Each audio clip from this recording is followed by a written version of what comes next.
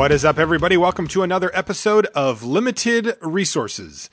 This is episode number 250. My name is Marshall. I'm one of your Limited Resources. Joining me on the line, as with every week.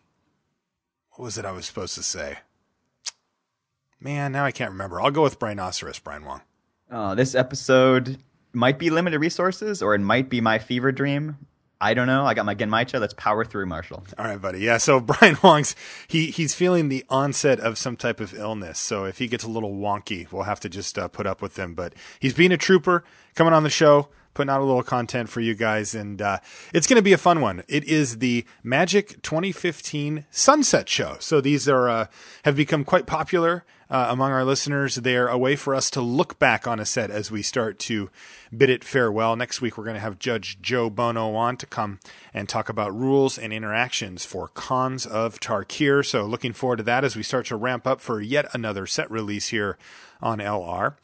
Before we jump into any of that, though, let's talk for one moment about CardKingdom.com. They're the sponsors of this podcast, and they are a fine retail outlet where you can receive Magic cards. You can get supplies. You can get sealed products, singles, whatever it is that you may need. They have it. They've also got one awesome physical location. The brick and mortar store is in Ballard, which is a neighborhood of Seattle. And so it's in Seattle, and you can visit it if you happen to be in town. I highly recommend doing that. I know that we just had PAX, including a great Magic party thrown by Wizards of the Coast, and a bunch of the people there that I bumped into said, "Hey, I went over to Card Kingdom, and it was awesome." And I'm like, "Yeah."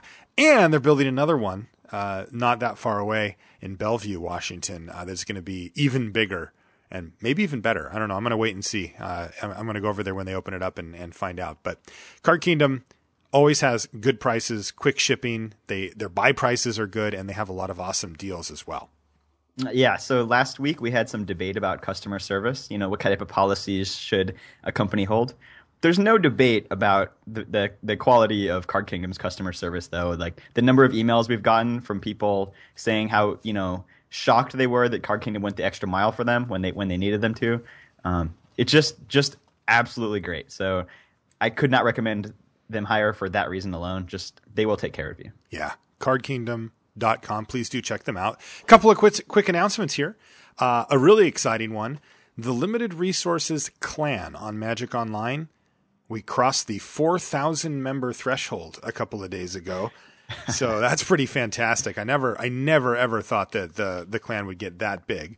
And it's good timing for it as well, because with the advent of the LR subreddit, the LR community page on Reddit, it's we actually can interact a bit more. We mentioned it before. Magic Online doesn't currently have a whole lot of great stuff set up for clans. In fact, it has basically nothing. You get a chat room.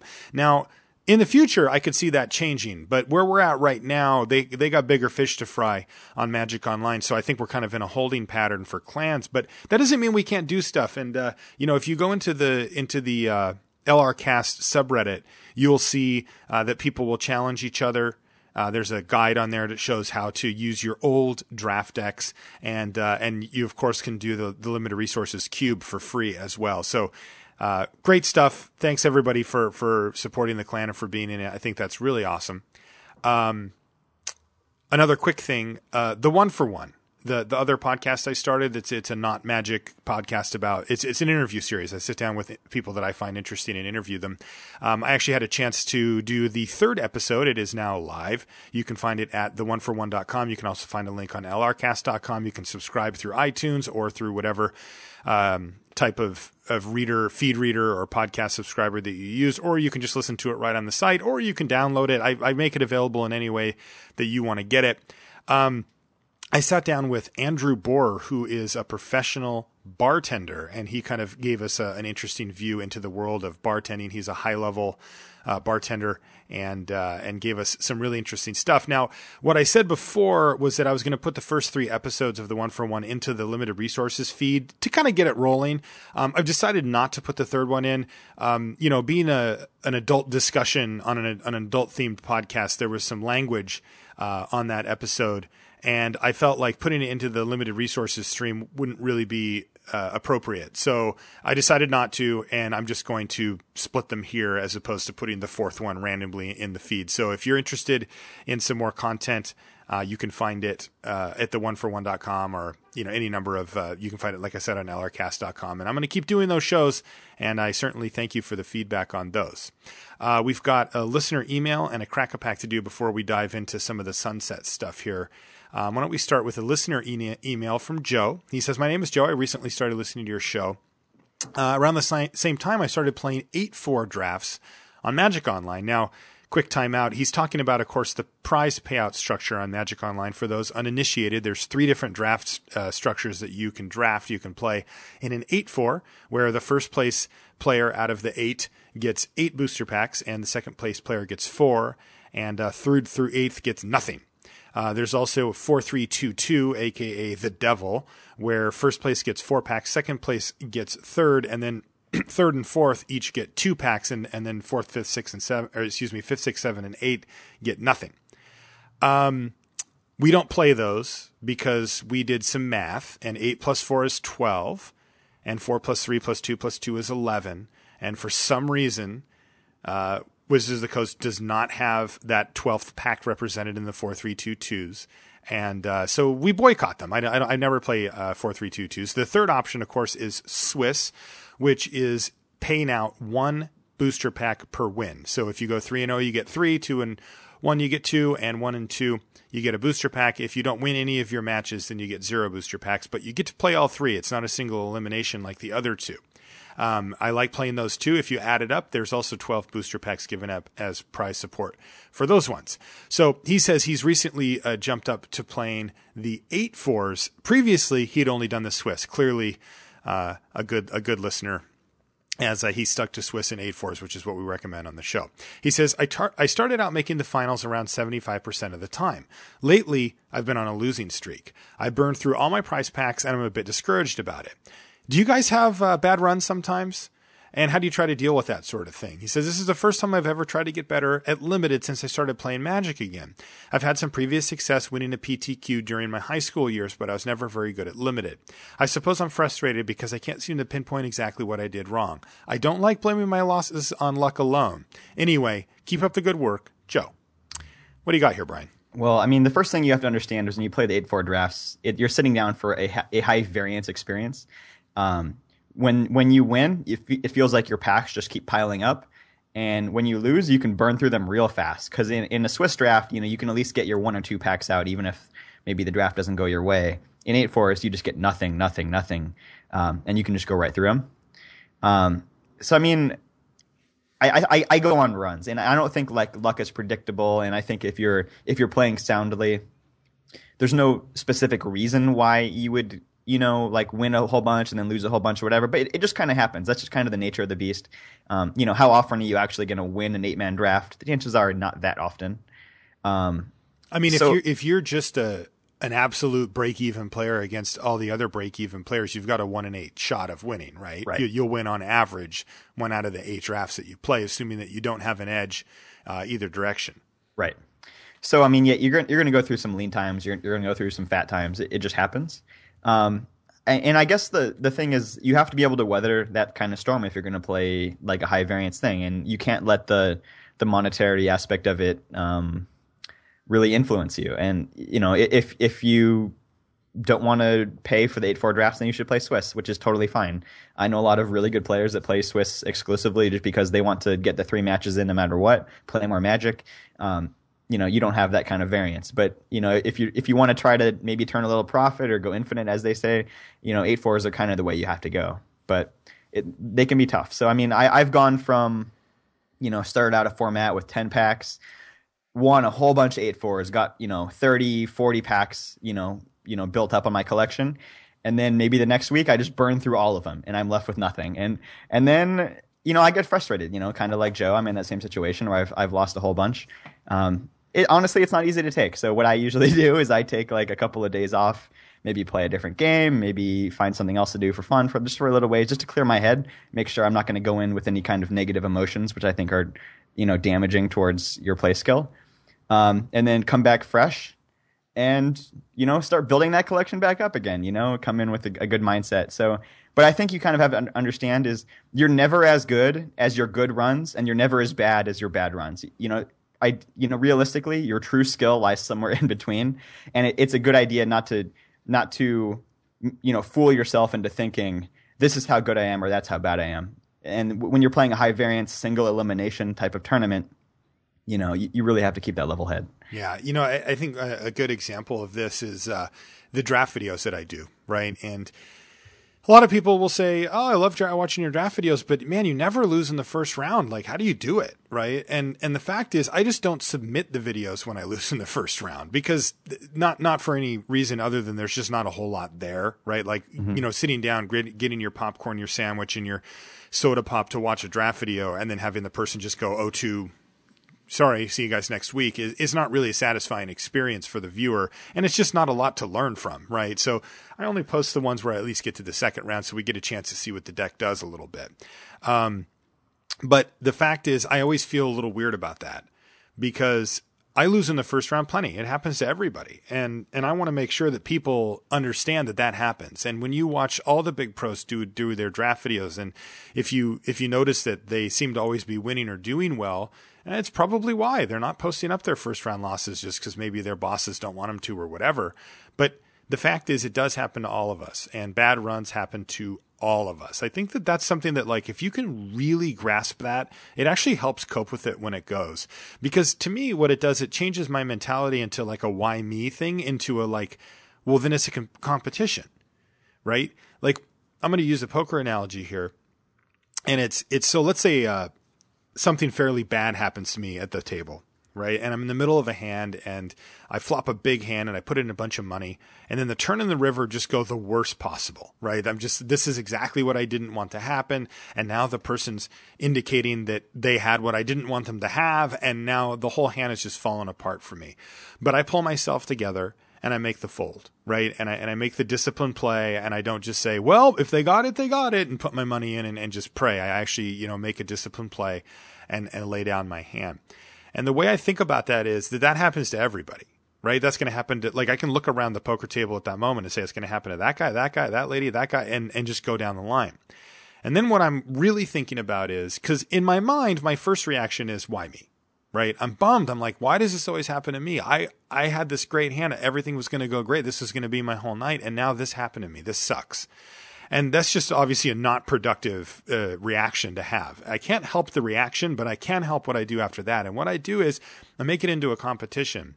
And I look at the other players at the table and I say, what would that guy have done?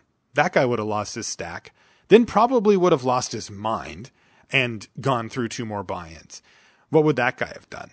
Oh, he definitely would have lost his stack here and then got up and gone home or whatever. And I look around the table and I say, how do I get ahead? How am I beating this game? And that's how.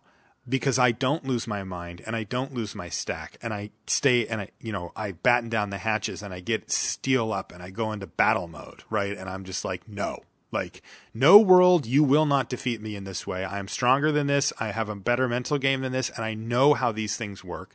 And now all of a sudden, me folding is a sense of pride. It brings like this, this like, I beat you, right? Like, even though it's interesting that it was like a non-action that beat somebody, I know that however much money, if I save myself $500, that's $500 that somebody else would have lost at that table. And I'm essentially up that much money. And when it comes to Magic, you can apply it similarly. It's a situation where you just say, look, a worse player would spew off a bunch of tickets and a couple of drafts, just, the immediate re-entry, the rage re-enter and get in there. Or maybe their ego would get in the way and they wouldn't jump back down to Swiss and kind of gather themselves and get a little bit more consistency going where, they get that slow bleed that we talk about on the show where, yeah, you're losing a little bit of money drafting, but where you're losing very little amount of money versus 8-4s where you can lose quite a bit of money if you just go on a really bad run. And so I think that what I would do is compare myself to my fellow players and say, how is everybody else going to handle this, and try to do it better than them. If you do, you're going to be ahead. Mm-hmm.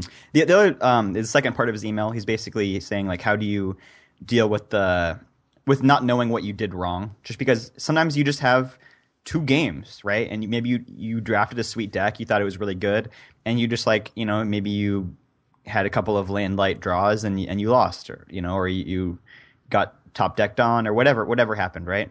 There's a lot of ways to lose a game of Magic. If you play enough Magic, you're gonna find them all eventually.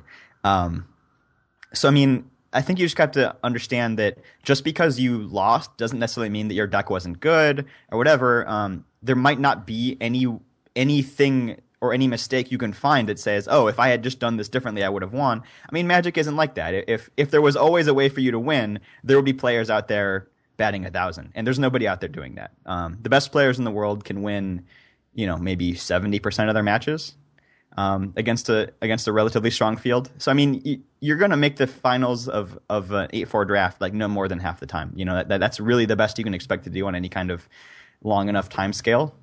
And I think you just have to understand that there's not always going to be a reason why you lost that you can find, but you just want to find things that you could do better. Maybe that mulligan or maybe that draft pick or whatever wouldn't have turned around the tournament for you and made you win the tournament, but there are still improvements to be made, still things you can learn even from the smaller sample. Yeah, and there's one other lesson that I'd like to use, and it is from poker, but it translates directly to Magic as well, which Joe touches on.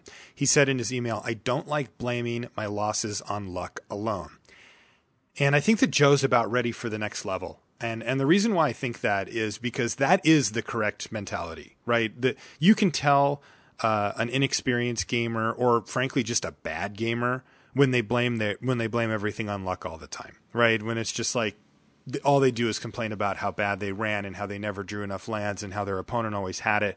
And you see this pattern where you're just like, yeah, but you're focusing so much energy on that, and you're not focusing any energy on, what you could have done differently. And, they'll usually tell you, well, I couldn't have done anything differently, but I usually don't believe them. I usually believe there's some, room for improvement there that they should be focusing on. Right. And I think when you're in somebody like Joe, he sounds like he's aware of that. He knows that. And I think the next level is really interesting. It's actually being able to blame luck and being okay with that. I think that a lot of players realize at some point that blaming luck isn't the way to go. But I can't tell you how many times I've had somebody in our local poker game say, like after the game, come up to me and say, "Hey, can you help me out with this hand?" Right? Yeah, sure. So they talk about this whole hand and this whole thing, and something horrifically unlucky happens to them, and they lose the hand.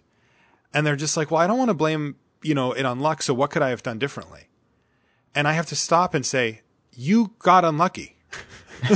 Like, that is what happened here. Like, this is not a thing where you, like, if you changed your play, now you're doing yourself a disservice because you didn't correctly recognize that you simply got unlucky and that you should do exactly what you did over and over and over. And over the long term, you're going to make a lot of money off of that. And I think it takes a certain level of confidence and a certain level of knowledge about the game you're playing and about how these random systems work and stuff to just to at some point say, well, no, I actually just got unlucky. Yeah. And I'm going to live with that. Yeah. And I think you just don't want to go too far because, definitely like there's a healthy amount of understanding that this is a game with variance. But there are people that say like, okay, I got so unlucky that nothing I could have done matters. And if you point out a mistake that they made or, a way they could have given themselves an out, it's like, well, I didn't draw the card anyways. It doesn't matter. It's like, it's at that point when you turn off your brain and you stop realizing other ways you could improve. Maybe the better play you would have still lost, but it would have given you a chance. And it's really important to identify those things regardless. And you just don't want to take it too far. Agreed. All right, let's do a crack-a-pack. This will be the last one. Now, this one is from our listener, Blavin. I met him at Pro Tour Magic 2015, which leaves one lonely M15 pack to go into the vault. It's from Germ. Our listener named Germ. So Germ, I'm sorry I never got a chance to open your pack, but we had one too many, and that one's going to go in the vault. I'm sure it'll come in handy and some later day. So let me get a whiff of this fine M15 vintage paper. Oh yeah, that's nice. All right, let's get a good one here. Ooh, good start, Inferno Fist. Inferno Fist. I may talk about this later, but I feel like Inferno Fist is slightly overrated. I think we disagree there, by the way. Oh, it's just sometimes you don't have a creature out, and you're like, wow, I really wish I just had a card that could do something right now. Yeah, but sometimes you do 4 to them and then kill their thing. Like I'm still a fan. I don't know. I don't think it's bad. I just think it's not premium. Fair. I disagree, but fair. Kinsbale Skirmisher.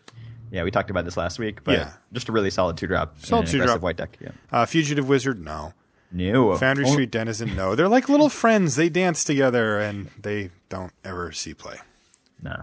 Although I have played multiple Fugitive Wizards. I'm not proud of it. I don't even understand. I'm not proud of it. Zoffshade. Zoffshade. I haven't seen many Zoffshades. Zoffshade never gets played. Which is kind of sad, because I don't think it's an unplayable card. I don't either, but it is completely not played. Never played against a Zoffshade, maybe once. Hunter's Ambush.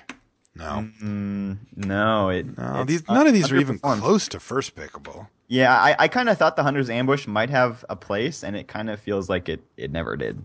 Nope. Fester Gloom? I love Fester Gloom. I like it too, but I'm not first picking the dang thing. Nope. All right, here's a card. Elvish Mystic. Yeah, that's a card that I probably underrated a bit coming into the set review. I figure, okay, with all the Convoke, maybe you won't need this tap for mana as much, but you still do. It's still a really useful thing to have. This next card takes care of Elvish Mystic quite nicely. It's Crippling Blight. Yeah, Crippling Blight. Better in an aggressive deck, and there aren't that many good ways to build aggressive red decks or aggressive black decks in the format. Excuse me, but even in like a kind of mid-rangey deck, it's still a fine add. Yeah, Carnivorous Moss Beast.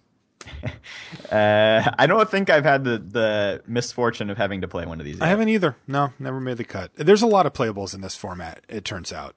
You didn't even need it. Like, because I think Carnivorous Moss Beast is playable. Like, I think you could play it. It's just you don't need to. Right. Oh, here's one. Dauntless River Marshal. Yes, and this is a gold card I'm willing to first pick, potentially. We'll see what else we got, though. Yeah. Roaring Primadox? I think I'm still on the River Marshal. Primadox? What about Primadox versus Mystic?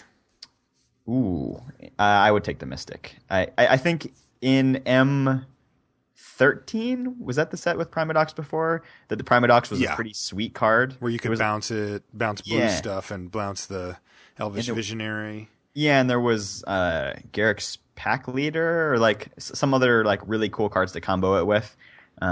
In M15, it's fallen a little short of my expectations. Wall of Limbs. I ran into a deck with multiple Wall of Limbs at the pre-release, and it was like terrifying to me because my opponent had built his deck completely around it. And then since then, just haven't really seen anybody interested in it. That's funny. The first draft I did with the Wizards guys, one of the guys that works down there, named Bill Stark, you know him. He drafted a Wall of Limbs deck, and that was the only time I ever saw it. He would, by the way. He goes deep, yeah. Bill Stark just hates his opponent, but who he hates more than his opponent is he hates himself. And he's like, I'm just going to torture both of us for this entire game. Like he always drafted the Whelming Wave Mnemonic Wall deck. He just wants you both to be stuck like in purgatory for the next like 2 hours. He's a miserable human being. That is fantastic. I love Bill Stark, but his drafting style is insufferable. Well, we got an easy one here, so let's end on a high note. Okay. Chandra Pyromaster. Yes, we're taking a Planeswalker first. Surprise. Yes, we shockingly take Chandra Pyromaster. I mean, the other thing, too, is that it's not just a Planeswalker. Chandra is really great in this format, too. Like, I've played with Chandra, I believe, twice, both in real life, and she killed multiple creatures. Like, oh yeah, ping, that thing's dead. Not, there's some formats where it's like ping, and now it can't block, and maybe I attack or maybe I don't, but this just mows down 2-drops. It's great. So if you first pick a Chandra, are you looking to be more aggressive or more defensive? The thing is, I think she fits really well in both. My natural inclination for Planeswalkers is to be more defensive, but I actually think that that's wrong, and especially in red. So I think that, I'm just taking any good red cards and making it work. Like, if I'm all Borderland Marauders or whatever, and I can start, picking off things or making things not be able to block and be like, come at me, bro. I mean, Chandra Pyromaster comes down, pluses, and hits 5 loyalty. Like, what is your opponent supposed to do? Attack Chandra and just take huge hits of damage from you? And remember, the no block clause counts for like any freshly cast blockers as well. Like, things get really awkward for your opponent. All right. So for me, yeah, Chandra takes the gold easily. I would say River Marshal takes the silver, and the bronze goes to Elvish Mystic. How about you? What was the silver for you? The River Dauntless Marshal. River Marshal? Yeah, that's it. Those are the top 3. Okay. Pretty cut and dry. It was a really straightforward pack.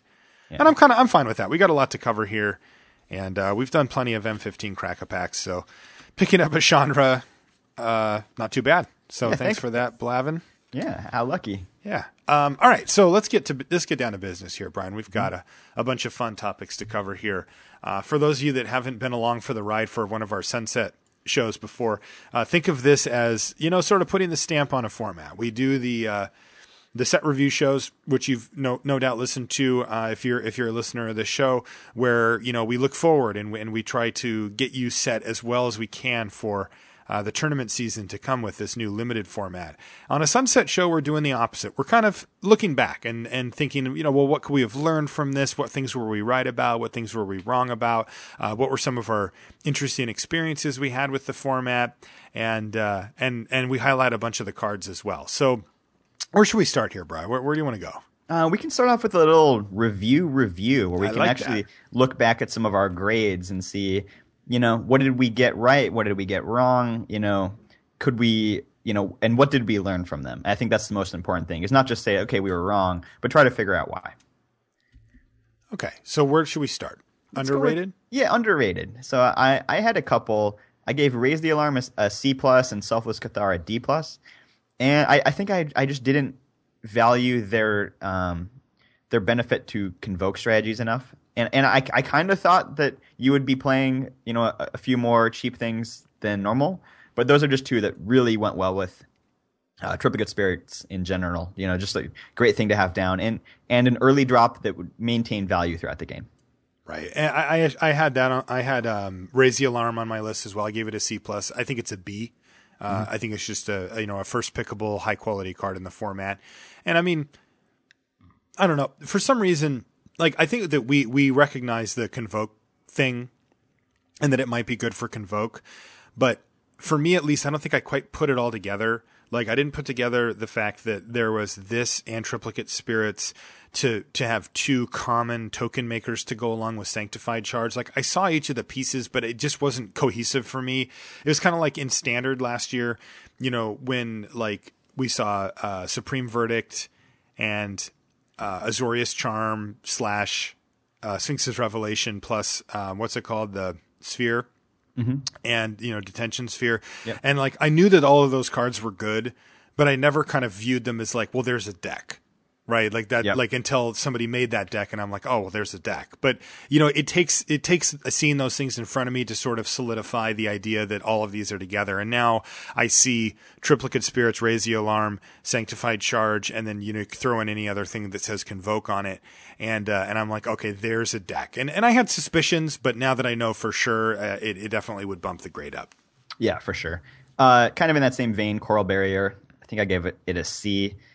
And it just turned out to be the best blocker you could play on turn 3. What a sweet card. Yeah, I like that card a lot still. I think it generally overperformed, for the course of the thing. I gave it a slightly higher rating than you. At the time, I gave it a C+. Mm-hmm. I'd give it roughly that now, maybe B-, somewhere in that range. Yeah, that's fair. And Undergrowth Scavenger, I gave a D.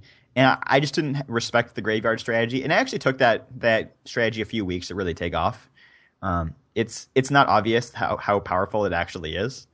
And I think it just comes down to there was a lot of pieces coming together. It wasn't just scavengers, but it's the ability to use scavengers, plus raise deads, plus restock, plus these other things, and just the power of the Satyr Wayfinder. But all these things ended up adding up to an actually pretty cohesive, powerful strategy that could actually take on almost any deck.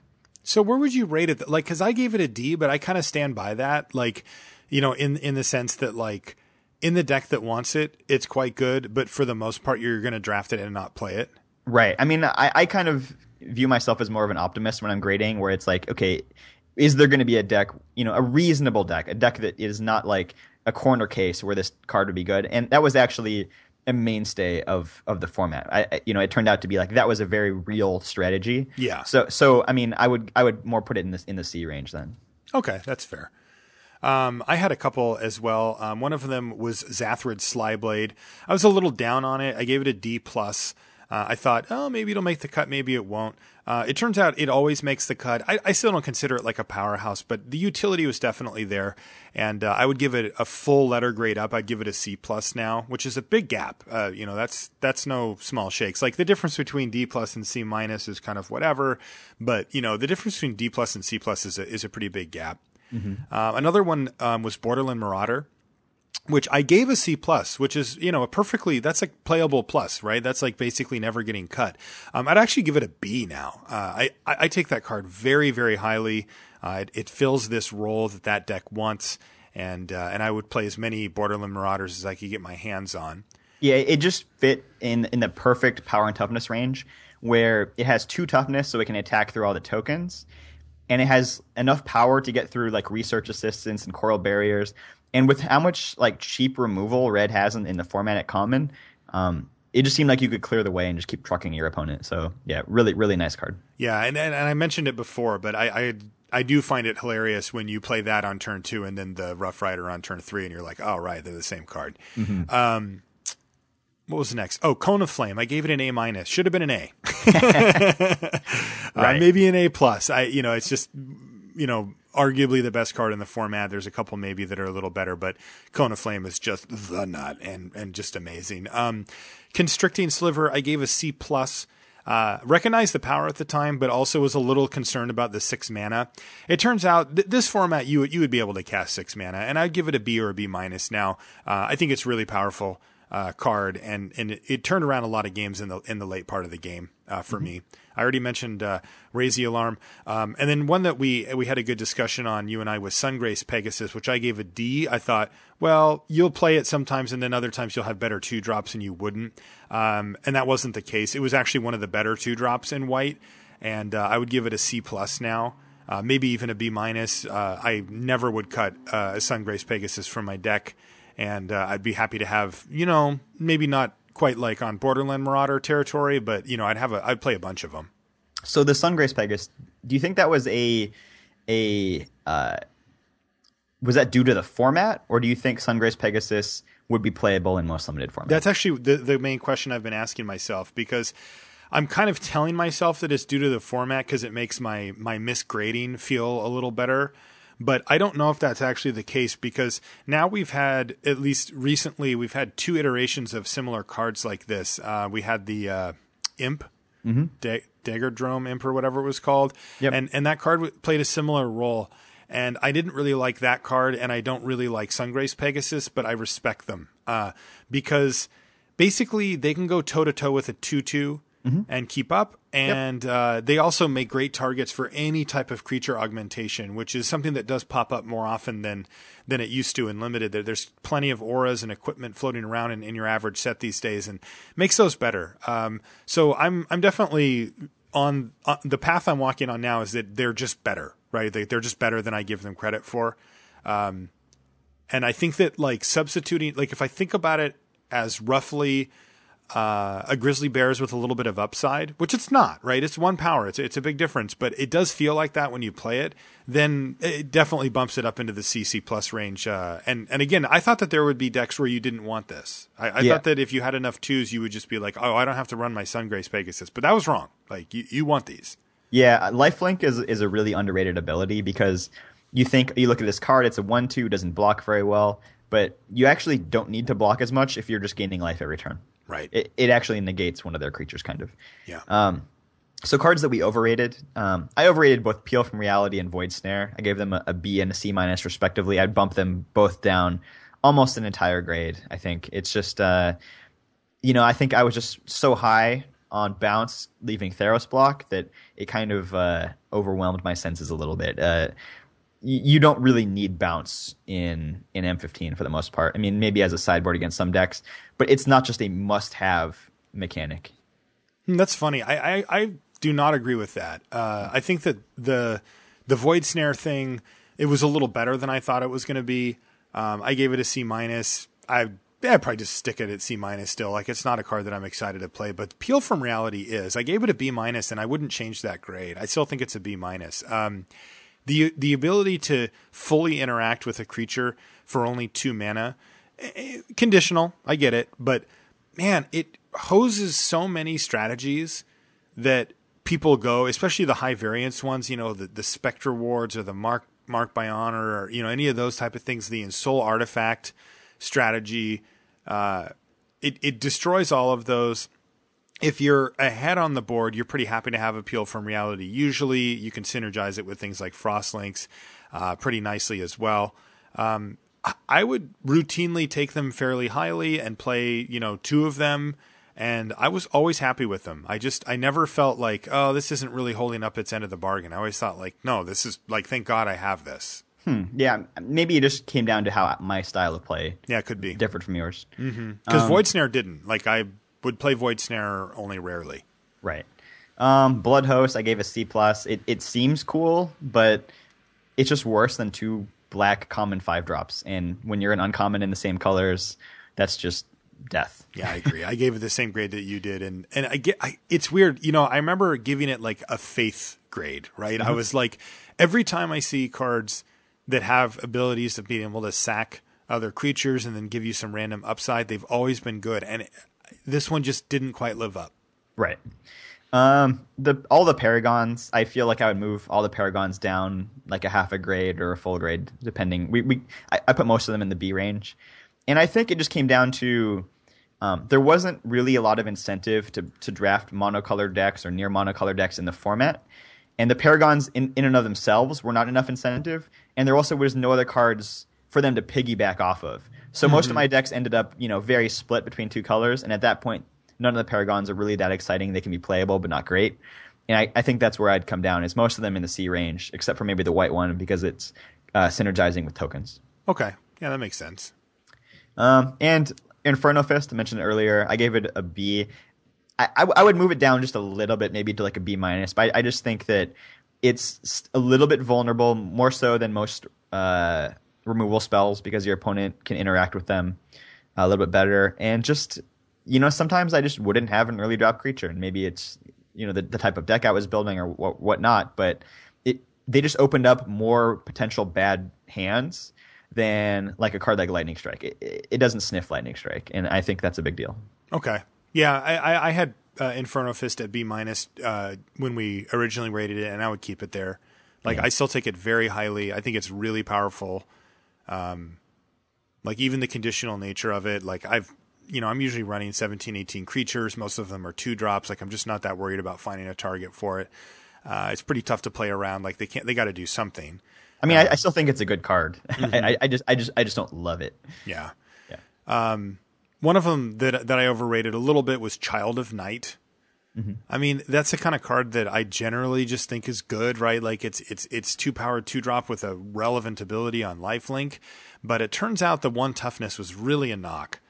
And I gave it a C+, but I think it's actually more like a D. I think it makes the cut a decent amount of the time, right? Like, Ds make the cut, but they're not really the cards that your go-to cards. And yeah, so I would take that one out for sure. I would bump it down, a pretty significant chunk, as it just didn't really feel like that. It just felt so vulnerable in so many different ways that you just weren't really that excited to run it. Yeah, there were a lot of matchups where it had a lot of issues, and it would be one of the cards I would look to side out in a lot of times. Although in other matchups it would have value, but I think that's kind of the definition of a card that's, somewhere in the lower C to higher D range. Is like, it really depends on, a lot of other factors. It's not just in and of itself good. Right. Another card that I think I overrated a little bit based on history was Into the Void. I gave it a B. And I mean, look, when Into the Void's good, it feels like an A, right? You can't believe how good the card is. But what I realized is, and I was actually having a chat with Owen Turnwald about this, and he just pinged me out of nowhere, and it was like, Frostlinks are Into the Void. And I was like, Frostlinks, like, not close, right? Like, because it just, and my reasoning was, Frostlinks, and he backed this up as well, Frostlinks is good in all scenarios. The control deck wants Frostlinks, the aggro deck wants Frostlinks. It's just great.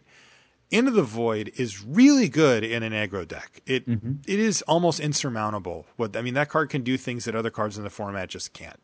But in a control deck, Into the Void is not that great. It's actually kind of an underperformer. Like, it'll buy you a little bit of time, but that's all it's really buying you. And that's just not good enough. And so I gave it a B, thinking that it would kind of be good no matter what. I still recognize that it was best in an aggressive deck. I think I even said that on the show. But I think it's a C. Like, I don't think it's a B level card because of the simple fact that if you're in blue, you're not necessarily playing Into the Void. Like, and that to me just means that you're not a B level card. Yeah, I think that's fair. Although, I still respect its value in aggressive decks, but I think you're right. It's hard to put a card into that B range if you would consider cutting it, a fair amount of the time. Yeah. Right, and that's it. And in my control decks, it's one of those 23rd, 24th type cards or whatever. So right. Not quite there. So we can run through real quick a few cards that we differed on and maybe see if we can come to some kind of... Yeah, let's see who won. All right, so Sarah for the masses, you gave it D-, I gave it C-. I think it's higher than both of our grades. Yeah, you definitely win that one for being ahead, and I agree. I think it's more like a B-. Yeah, definitely. That's it's not for every deck, but assuming that you're doing a Convoke deck with some tokens, it's pretty good in that deck. Yes. Sungrace Pegasus, I gave a D. You gave a D, I gave a C. You were right. Okay. Wall of Essence, you gave a D, I gave a C. I think I was right on that one. I think D is about where it landed. I feel like it might just split the difference there. Where it's that's fair. Okay, sometimes I play it, sometimes I don't. But yeah, I think it's right in that D plus C minus range. I think you're right. Yeah, if push comes to shove, I would say I would be more likely to not play it, but it's like incredibly close. Caustic Tar, you gave a D, I gave a C plus. You can see Marshall's skepticism. Marshall almost always goes lower than I do. Yeah, I do. So yeah, Caustic Tar, you gave a D, I gave a C plus. It's funny because in my heart, I want you to be right, but in what I've seen and what I've played, I think I was. Like, it does not always make the cut if you're in black. It is not a high pick necessarily, but in the deck that really wants it, it can do some serious performance. I've just found that like there's a lot of things that will substitute in for a Caustic Tar quite nicely and maybe even cost less mana.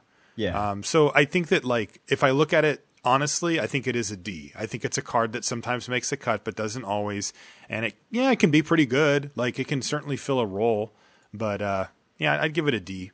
I think I might put it more in like the C minus, where it's a main deckable card, but is extremely powerful in some matchups. Mm-hmm. And I found it to be like a really key sideboard card, but you could main deck it. But if you're playing some type of control on control, Caustic Tar is like one of the best cards to have. Just because like their removal doesn't interact with it. Usually. Oh, totally. That is a huge issue. Yeah, so, I don't really know where to come down on that one. Yeah, I don't really think it's a card you can really give a solid grade to, but I do think it is main deckable. Okay. Zathrid's Slyblade, yeah, you gave it a D plus, I gave a B minus. I think I'm a little closer than you are, but I would come down a bit down from the B minus. Yeah, I would say it's a C.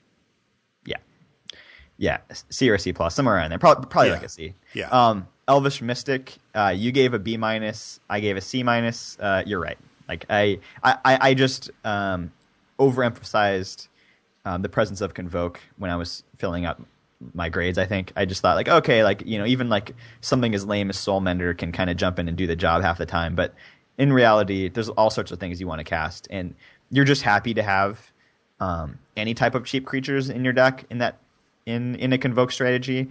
But the Mystic will cast the other half of your cards too, which is a big deal. Yeah. Avarice Amulet, you gave a C plus, I gave a D plus. So judging by the fact that I can't remember exactly what that does still, I think you were right. Or maybe yours is even too high. I don't know. I really don't like Avarice Amulet. I think that card is That's the lame. Drawing cards. If it dies, they get it one. Yeah, it's an equipment. Yeah, I'm not a fan. Here was our biggest grade difference. Perilous Vault. You gave a D. I gave a B. I think it's a C. I think it's I know it's so disappointing, but I think it's split. I've only got to play with it once, and I was like, I was okay. I think it's exactly a C, where it's never just like, wow, that was great, or it's never like, you just shouldn't play it. I think it's right in there, like you can play it. It'll be okay sometimes. It'll be kind of bad sometimes, but I don't think it's it just kind of like it kind of fills out your deck. And for such a powerful mechanic, that sounds weird. But I think that's where it's at. I agree. That's funny.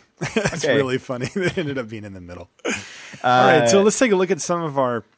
I mean, we don't call them awards, but they kind of read like an award, like, and now, which card did you forget was even in the set, right? Like, the award for card you forgot, right? Yeah, I think this is kind of the Sunset Show invented by John Laux, right? Where, this is all John.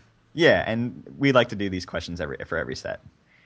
So which card did you forget was even in the set, Mark? Heat Ray. Nothing ever heat rayed I don't remember heat raying anything, and I don't remember getting heat rayed. I don't remember playing around it very much, and thankfully never got blown out by it. But maybe it's an uncommon, right? So I guess you just don't see it that much. But yeah, for some reason, heat ray is just completely off my map. Oh, I heat rayed people like crazy. I love that card. Not me. For me, I actually picked a common, which is kind of unusual for this question. I picked Invisibility. Are you trying to get metagame on us? I mean... Is that cute? Are you being cute here? I mean, coming off of Theros block, people loved Aqueous Form. People loved that card. And Invisibility is honestly not that different, and nobody plays Invisibility. Nobody does. And you just figure, okay, for a card that's so close, you should see it maybe at least 10% of the time as often as Aqueous Form, and you just don't. Nope. You just never see it. Card does not exist. Not on my radar. So, I mean, as a common, yeah, kind of forgot it existed. Yeah. What about... this is a big one that people look forward to. What's the biggest groan test in M15? The card that when your opponent casts it, you just... You're just like, oh, God. Yeah, the most frustrating card to play against, I guess, would be that. But it's also just the card that you're dreading. It usually means the card's good, too, by the way. Right. I said Hornet Queen because it just puts an end to any offense you had going. And it's such an uphill battle to fight through a Hornet Queen. It was just like a 5-for-1. What a brutal card. Yeah. For me, I put Spectre Ward. Because when they stick that card, like... you can beat it. It's not completely unbeatable, but it is very difficult to beat.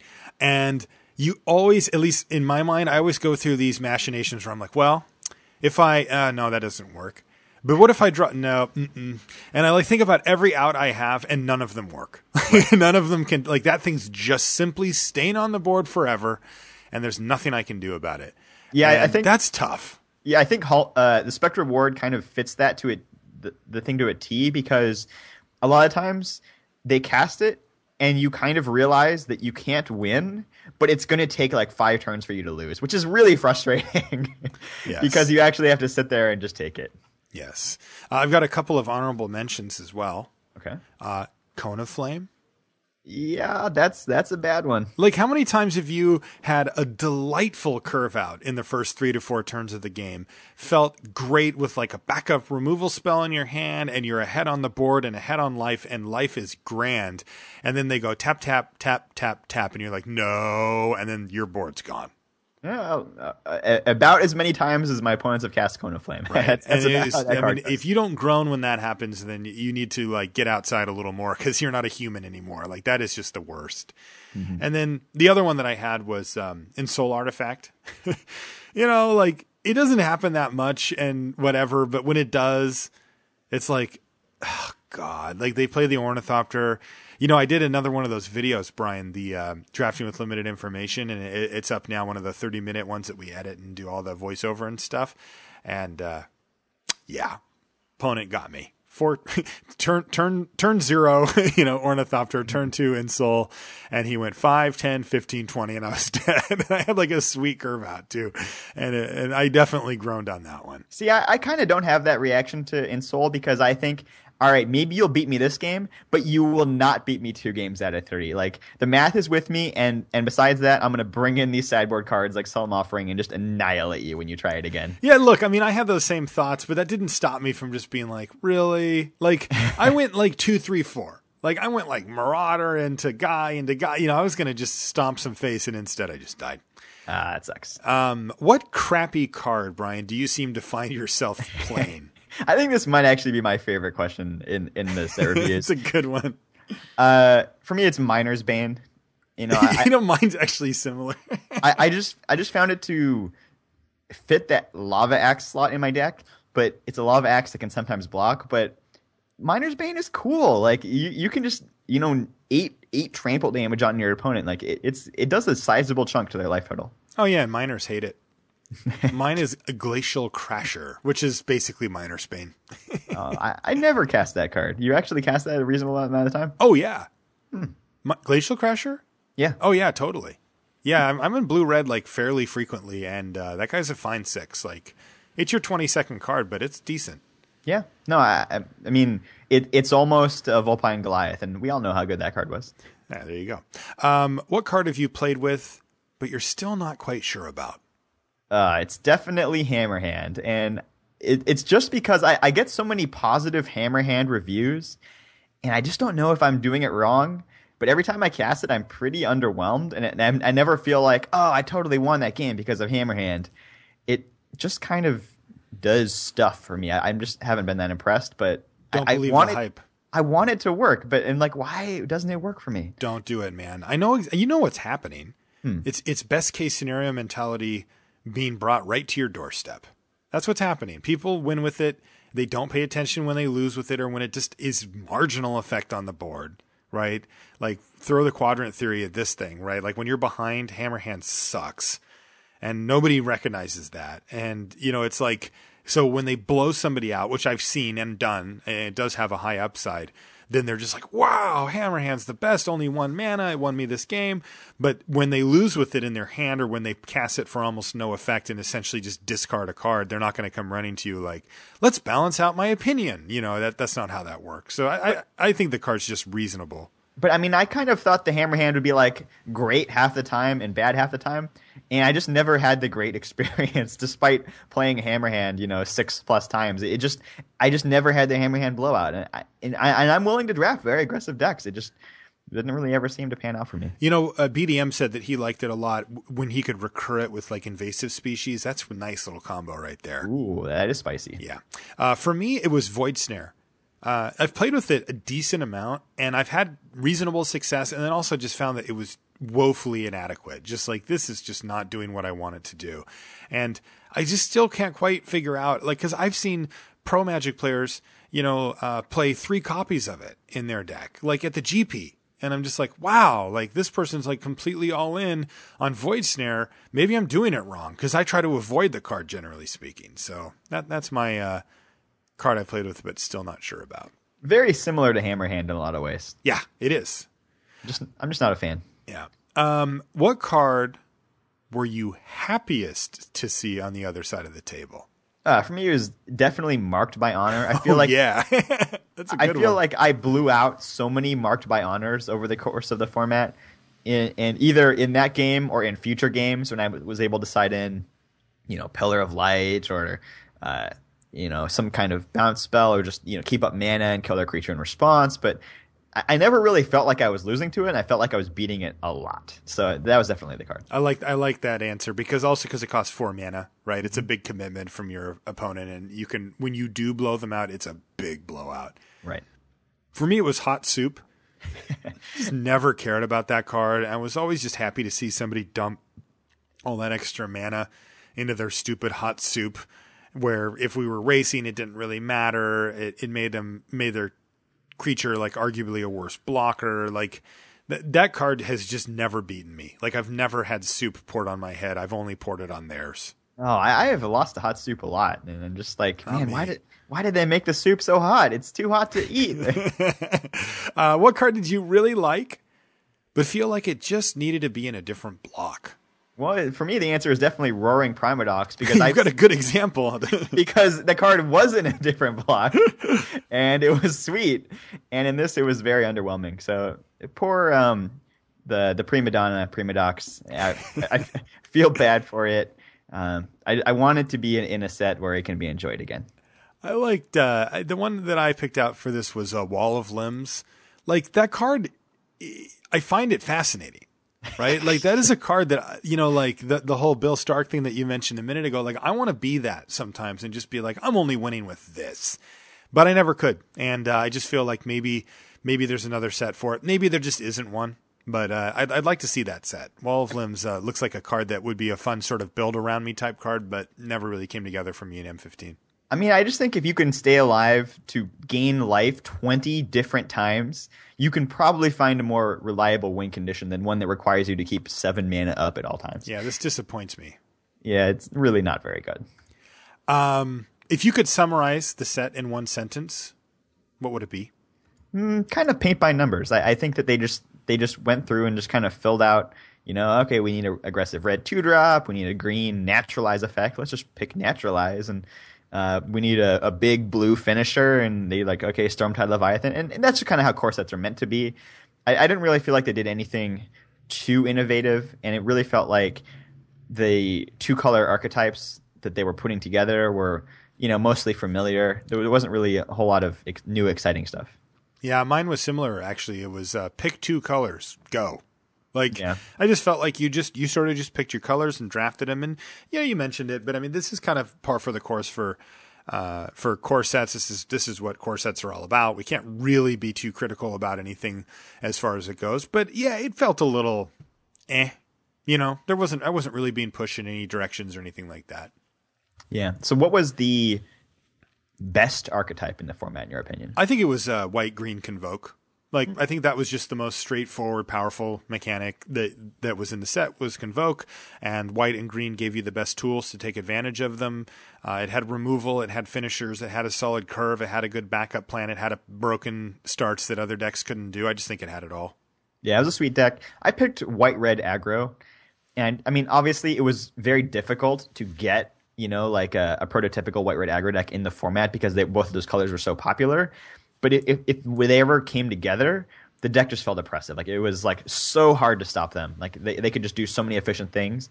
And then when they top off their curve with Triplicate Spirits, it's just a very difficult threat to deal with. I should have mentioned on the groan test, Sanctified Charge as well.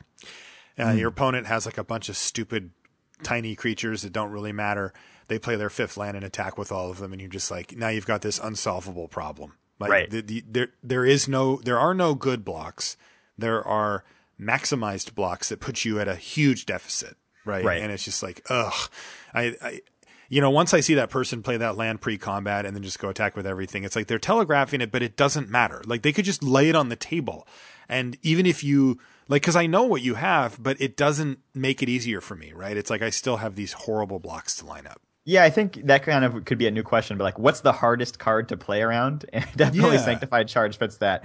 Where, like you said, I mean, I think the correct play is typically block about 1/3, or block with about 1/3 of your own creatures, so you just don't get annihilated by it. But when that happens, you still lose that 1/3 of your creatures, and you take a ton of damage. It's a really tough situation. Honorable mention for best archetype has to be black-green, your deck, the one that you love to play. Oh yeah, that one was really fun, and if it came together, you could do some nasty things with it. I like that. Those are the type of things that make Magic great and make Limited great, and I like to see that pop up, even if it's only a little bit in the core set. That's great. What was your most drafted card on Magic Online? I looked it up and it wasn't close. It was Frostlinks.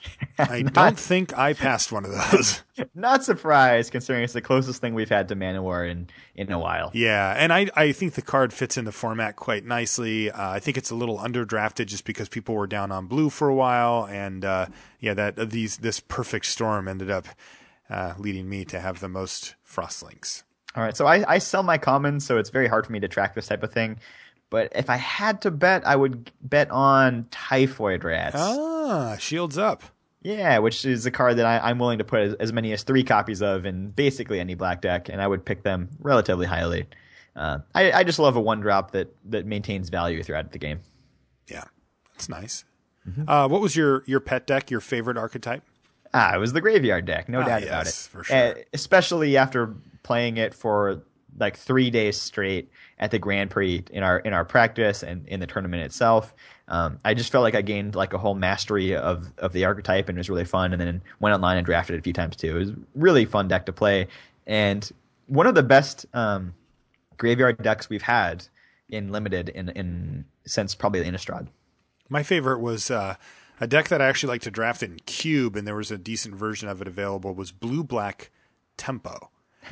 Basically, a good way to think of it is it's the military intelligence deck, right? And where you get to attack, draw a card, maybe bounce their guy, attack again, draw a card, remove something, or keep developing your board, or play a Frostlinks or whatever, and just sort of keep on top of them. Like, get ahead, stay ahead. I loved playing that deck, and I've had it multiple times. In fact, I even had it today, and I took a savage loss in the first round. I stomped my opponent in the first game and lost the second, and in the third game, my opponent played Spirit Bonds, a Johnny, Spectra Ward, and Scuttling Doom Engine, and I was not able to overcome that onslaught, and I lost, and I was super bummed because I just wanted to play more with that deck. Yeah, it sounds fun. Yeah. What was a funky rare that you always hope to see? What card did you like building around? Well, so I decided to go way off the map and go with like this super funky, quirky card. Mm-hmm. Garrick Apex Predator. Is that really a funky rare? No, it's not. But god dang it, I loved opening that thing, and that's the card I wanted to build around. I love that it was in a 2-color combo that was kind of cool anyway. And on top of it, it just gave you direction. Like, you just felt like, okay, if I can get to this point, 7 mana mark, I'm great. Green was good at getting you to that level of mana. You could draft a few of the ramp cards a little higher than you might normally, and the payoff was there. Garrick is super powerful in limited, not just based on the fact that he's a planeswalker, but also the abilities are unbelievable. And that was the one that I always wanted to open, not for any monetary reasons or not even just for pure power. Like, I don't think that Garrick is one of the most, it's one of the more powerful cards, but like opening a 7-drop is like, like you could argue that Hornet Queen's just better than Garrick in a lot of in a lot of scenarios, but that was the one that I wanted to see was Garrick. I just think he's so cool. I said Yi-San the Wanderer Bard because Really? it's really fun to build your deck and just be like, okay, what am I going to get on 1? What am I going to get on 2? What am I going to get on 30? And then I would frequently, I had the blowout because it's like, all right, I'm definitely getting typhoid rats on 1. So people are like, okay, like, like they're kind of like scared of the typhoid rats. They kind of know that's coming. And like, okay, maybe I want to attack with my best creature here, but attack in, okay, they search up rats, they trade. And then next turn, they attack in again, and I search up the green sliver that is typhoid rats but costs 2, so I get them on back-to-back turns. Oh, that's good. The like venom sliver, and just like they never see the venom sliver coming. But Yi-San like would just take over games, but it was fun because you actually had to kind of draft around it a bit because you had to find good 1-drops. Is Netcaster Spider the next target? Frequently, yes. It's pretty sweet. I like that. Any lingering debates or open questions that you have about the format or any cards? I think there's a huge one, and it's the value of Ensoul Artifact. Is it good or not? I know multiple pros went 3-0 at the Pro Tour drafting Ensoul Artifact. Was that just because the strategy was so underdrafted and so disrespected by other players that if you just get everything that you want, you can make it happen? Or was it, because at a table full of really strong players, the overall power level of the decks goes down because the players are fighting for everything good. Maybe you can do a rogue strategy. Was that what was happening? Or is Ensoul Artifact actually just a thing you can sit down and really hope to do on a consistent basis? I'm still not sure if that card is good or not. I don't like it. I don't like it either, but on the other hand, I do have some evidence that suggests it might be good.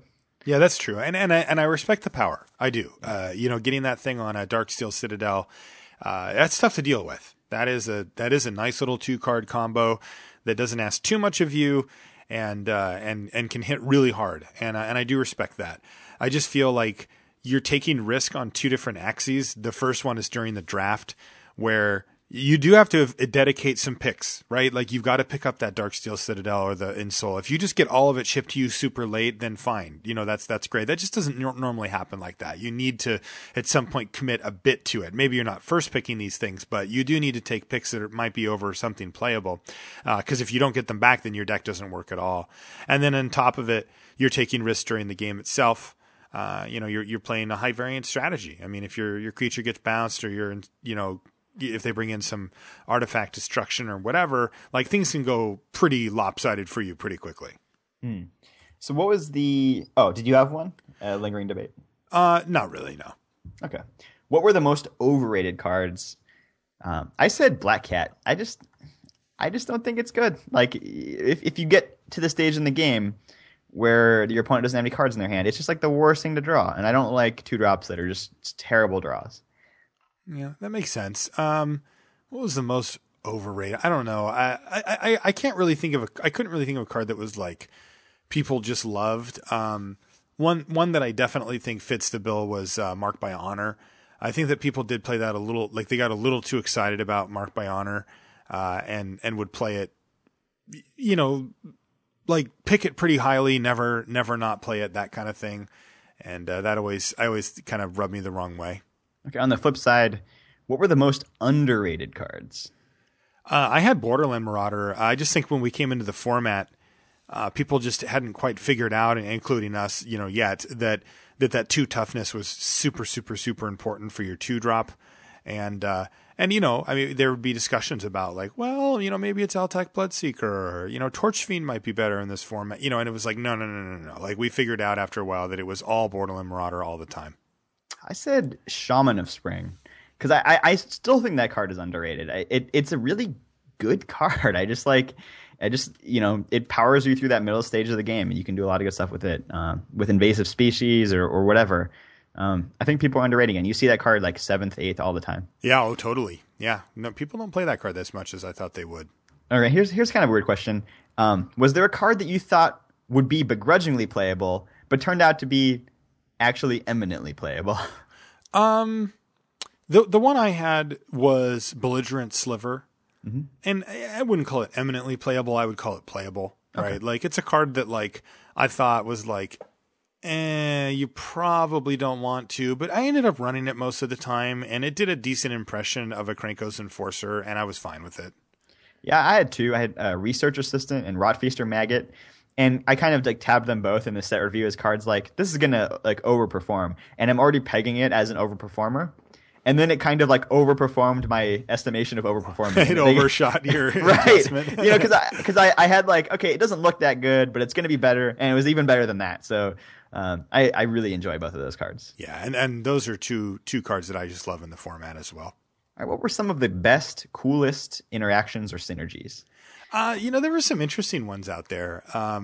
One of them that I liked was, and it involved a rare, but I did get to do this a couple times, was Mercurial Pretender and Frostlinks. Yeah, so you can, you know, copy Frostlinks, lock something down, and if you have enough mana, you can even return the Pretender that turn, but usually it was an every other turn type scenario, and you'd pay 4 to return it and then recast it as a Frostlinks again, and you could just keep 1 or even 2 things that's locked down forever, and that was sweet. I thought that was pretty cool. Yeah, I've definitely done that more than once. The coolest thing that I saw was a deck with Perilous Vault and Aggressive Mining in it, which is just like a way to, you know, draw your 6 cards and then kill the aggressive mining, which allows you to actually replay more lands and actually take advantage of all the extra cards you drew. I thought that was really sweet. And also reset the entire board where now you've got 6 cards and your opponent has 2 or whatever. That's great. Yeah, I managed to barely kill my opponent before they were able to pull it off, but I thought that's a pretty good plan right there. Yeah, that is a lot of mana being spent to do nothing. Yeah, and then just like a very basic one, but just Midnight Guard with Convoke. Like it felt awesome, like to do that all the time, and really made Midnight Guard a really cool reprint when you're taking advantage of a new synergy with it. Yeah, there's some other ones. I can't remember if we have a spot for like a story here, but I've got Master of Predicaments or maybe Jalira with Stormtide Leviathan. Like getting out Stormtide Leviathan for cheap is awesome. Yeah, another one is Burning Anger and Death Touch. Oh yeah, just the old machine gun. Yep. I like that. Burning Anger and Midnight Guard is what made me think of that too, because that is disgusting. Have you ever had somebody do that? I had somebody play that against me. In fact, it was Lee Sharp from Wizards, and it was like he just mowed down my team. It was ridiculous. I mean, I think that's like that's the magical Christmas land combo, right? that is the best thing you can do. Because think about it. Like if they have it untapped and you want to play a creature, that creature has to have 5 toughness just to survive it being cast. Yeah, you have basically no hope unless you destroy it immediately. Yeah, because what happens is you play it. It enters the battlefield. The trigger goes on the stack for the Midnight Guard. They tap to do 2 to it. The Midnight Guard untaps, and then they tap to do 2 more to it. So and then anything else that's below that just gets machine gunned. So yeah, it's really nasty. Yeah, and heaven forbid a Raise the Alarm or Triplicate Spirits. Like, holy cow. Forget about it. What was the most frustrating bad card to lose to? What card will you not miss playing against? In Soul Artifact Ornithopter. Yeah, or in Soul Darksteel Citadel. It's like, oh, geez. Makes me so mad, yeah. Yeah, that's really annoying to play against. I said Avarice Amulet because I always felt like, God, if I just drew a removal spell, you would be so punished. Right. And sometimes I would draw the removal spell and really punish them and then take over the game. But the games that I didn't, oh, man, I was really mad. Because you're just sitting there getting value. Yeah, I just felt like, man, the lack of justice in this game is It's startling. Right. What card really annoyed the crap out of you? For me, it was just the mere existence of Aether Spouts. Because you had to always be like, wait, what if they have Aether Spouts? You couldn't really you couldn't avoid playing around it. And it wasn't like such a fun or cool card that I really felt was worth having in the format for that detriment. But it's just like, in the back of your mind, you're just always like, I have to remember Aether Spouts, just in case they have it. I kind of don't like that kind of thing. Yeah, the card that annoyed me was Sungrace Pegasus, which is its job, right? Its job is to annoy you, to just, not really be a big impact, but just peck away at you, and your life total's sort of going the wrong direction, and theirs kind of going in the right direction, and it's hard to feel like you're getting ahead that much when they've got a Pegasus, and it's just annoying. It's like a bug, just flying around. You're like, get out of here. You're not doing anything like meaningful. You're just bothering me. Right, I can see that. What was the bombiest bomb? What was the best card in the set? This is a controversial one, but I have Hornet Queen. I think that was the best rare in the set. There's other answers, but for me, Hornet Queen did things that no other card in that set could. It completely stabilized essentially any board. I think the only cards that really mattered at that point were like Amphin Pathmage, Invisibility, and maybe like Spectre Ward or something like that. Like anything else, they were just like stonewalled. And it's a nice finisher, too. If you happen to be ahead or at parity, it attacks for a bunch of damage in the air, is impossible to block profitably, and can't be dealt with one spell. So I thought Hornet Queen was the best. That's a good pick. I said Soul of Theros. Just feels like if you untap with Soul of Theros, it's really hard to lose. And even if they just insta-kill it with anything other than a Pillar of Light, like you still have an awesome effect Card to is use insane. at some stage in the game. Yeah, it's really bananas. I think that's the difference for me between Hornet Queen and Soul of Theros is one of them has an if you untap and the other one has an if you resolve. Yeah. The difference, of course, though, is an entire mana, right? Like, I mean, there's going to be a lot of games that you would win because you play Soul of Theros and it's just like a 6/6 on the ground, and where you wouldn't have been able to play Hornet Queen and you would have died that turn. So I can totally see Soul of Theros being better than Hornet Queen as well. I mean, you just think, would you put the instant in your deck, 6 mana, all your creatures get +2/+2, first strike and lifelink, into your deck? Like, of course you would. That card would be insane. Isn't it 5? I think it's 6, but whatever. Either way, yes. The answer is yes. But basically, the point I'm trying to make is that, like, even in the worst case scenario where they kill your Soul of Theros, you still have a bomb. Yeah, and they had to discard a card and spend. It's just stupid. Yeah, that very, card very is good. unbelievably busted. It is so difficult to beat. All right, let's go through the best commons in each color real quick. White, I think that's obvious. Triplicate Spirits. Yep, not close. Blue, what do you think? Frostlinks. Is there any thought given to like a Welkin turn there? Yes, and then I remember what Frostlinks does, and it's Frostlinks. Okay. I like Welkin turn a lot, though. Okay, black, I said Flesh to Dust. Agree, 100%. I think red, Lightning Strike. I think that's the second most obvious one to White's Triplicate Spirits. Yep, I like Lightning Strike, and I like Borderland Marauder, and I like Lightning Strike more. Okay, green. This is going to be interesting here. What did you say? What do you think for green? Netcaster Spider. That's what I said, too. I don't know if that's That's my boy. I don't know if that's just a personal taste thing or what. I don't think it is. I think it's a power level thing. Yeah, Siege Worm is also quite good. Or Yes. Elvish Mystic, depending on the type of decks you want. They're on the list as well, for sure. But yeah, I love the Netcaster Spider. I do too. It does what you want to do in green. It's that simple. It blocks up big time. It blocks everything on the ground and everything in the air. It's like, and it's a reasonable, like on 3, it just stabilizes you, period. And I just think that like that is so hard to get. There's just no other cards in green that do that. And that's what you want. It's kind of sad for green that was the best card in the color, though, right? A little bit. The good news is it's fairly even color. Like you mentioned, Siege Worm and Mystic. Those are both very good and definitely, in the conversation with Netcaster Spider. So it does, at least it's a fairly deep color at that high level. Mm-hmm. Yeah, that's fair. What was the worst card in the set? I picked Profane Memento. Yeah, that's the card you would just never, ever play, right? It's just like not playable. I mean, I thought, what if you had enough in Soul Artifacts? You would play it, Profane Memento. But, I mean, yeah, that card is very distinctly underpowered. You can be like, okay, I see what you're trying to do. You're just not good at all at doing it. What percentage of our audience do you think right now is scratching their head like, I don't even know what that does? Right. That's the kind of card that you read once and then dismiss it forever. Yes, right? because you just don't need to think about it again. Yeah, I said the Chain Veil because I think it's the most unplayable card. Oh, the Chain Veil. Yeah, that one's really bad. Because I could imagine playing a Profane Memento, and I played a Tormod's Crypt in a deck with no reason, other than the fact it was an artifact, so I could imagine doing that.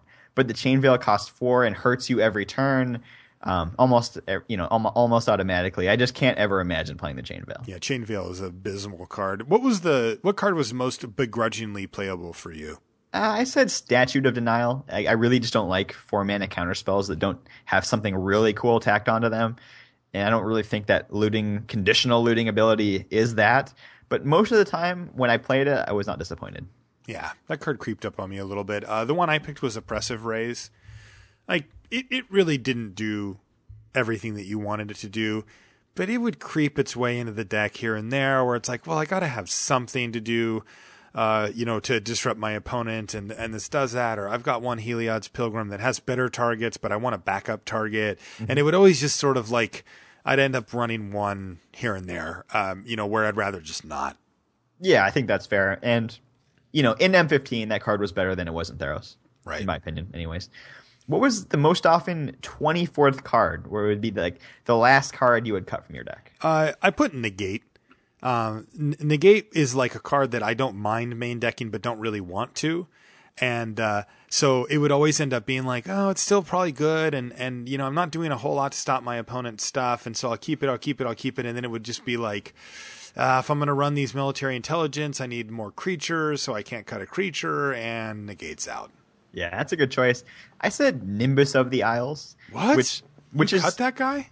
It makes me sad because a 5-mana 3/3 flyer used to consistently be Blue's best common in Limited. Uh-huh. And it's how the mighty have fallen. It's now definitely still playable, and I do feel like it's a little bit underrated. But a lot of times, I'm looking at that or Rotfeast or Maggot or whatever. It just feels like I'm cutting it a fair amount of the time. Not that I don't play it, but like it was frequently one of the last cards that I would cut. Yeah. What about sideboard cards? What was your favorite or maybe like your pet sideboard card? Oh, I had a healthy favorite in this category, but those hands your opponent's like, turn 2, raise the alarm, turn 3, triplicate spirits, I have the god draw, and you're just like, Fester Gloom. Yeah. and you're just like, you just like think how sad they must feel, how like disappointed they were. It feels like the game's going perfectly, and you just got them, and it, especially with a card that's not even that great of a card, but Fester Gloom was so good against triplicate spirits. Yeah, that is a solid one. I took Reclamation Sage. I generally started it in the sideboard, although there were a few times when I main decked it as well when I just needed a 3 and felt fine about it. In fact, I actually ended up feeling quite good about it. But Reclamation Sage just is like one of the most solid 2-for-1s, and if you're running against a deck that's running anything along those lines, that's what you want to be doing. All right, what card were you most disappointed that you never got to play? I never got to play Grind Clock. And there were some of the blue-black, not tempo decks, but control decks that I drafted. And I think they would have been pretty sweet to have just like a Grind Clock sitting back there. And I just never had the opportunity. Like I never opened it at the right time. Ah, man, I lost to a turn 2 Grind Clock when I was playing Control. And brutal. I had the Stormtide Leviathan in my hand, and I have 7 lands. And I'm like, okay, I have to hit a land. If I hit the land, I can race the Grind Clock. And I drew Evolving Wilds. And I was like, no! And that's like an entire turn of getting milled and all that. Oh my gosh, that's brutal. And then I lost to the ground. Yes, you did. So sad. I said Spectre Ward, and I really wanted to do Boonweaver Giant to search up Spectre Ward. And I just never got to. And it seems like it'd be such a fun first pick. Like, you can just build around that card. There's so many things to do, especially the Heliod's Pilgrim and the Boonweaver Giant. Just like, I want to put it on Sungrace Pegasus or whatever you want to do, and I just never got to do it. Boo. I know. All right, what's the wongiest card? This is kind of a weird one, because I think people are going to expect me to name a vanilla creature. Yeah, they're going to think you're going to start with Borderland or something. But I said Covenant of Blood because it's like such a versatile spell that I feel like I wanted it in all types of situations. And I just love the fact that it would be a thing I could draw to kill my opponent. If I was behind, it would get me life. You could just tap the first couple of creatures you played to kill their threat, and then you gain the life back from whatever else they would attack you with. It just always felt good to me. It felt like a very consistent performer, and potentially like slightly underrated. But I just love that card because it felt good to me in all the quadrants. Play one way. Covenant of Blood. So the Marshlius card, Frostlinks, obviously. That is the most obvious answer in some time. Yeah, but I mean, it really does. It makes me so happy. Like it does. It's no Mistraven, right? But at the same time, like it scratched that same itch where I'm just like, this is so good. Like it's just exactly what I want to be doing in Magic. I want to be tempoing people out while playing 2/2s for 3, and it's like that's what it does. So yeah, I was in heaven. I love that card. I was a little nervous that it wouldn't live up to the hype that I put on it, and just that it did, but it did for me. I loved it. Yeah. So what was Marshall's soapboxiest card? And honestly, like, do you really need to answer it? Come on. It is. This is like this is the most obvious. Yeah. Answer. If you don't know the answer, then you need to go back and listen to more limited resources. Moving on. Yep. What card do you still have to read every time your opponents cast it? Hunter's Ambush. I'm like, wait, what does that do again? It's like, I just have this, like, it's the fog, right? But then there's all these other things about it doing not damage to green or whatever. And I'm always like, give me that thing. I got to read it. I said Master of Predicaments. Oh, yeah. Especially in paper, because I have to know, like, what do I say? Do I say greater than 4 or 4 or greater or less? I actually don't know what the modes are. I mean, I kind of know it's either expensive things or cheap things, but yeah, I mean, like, what do I actually have to say?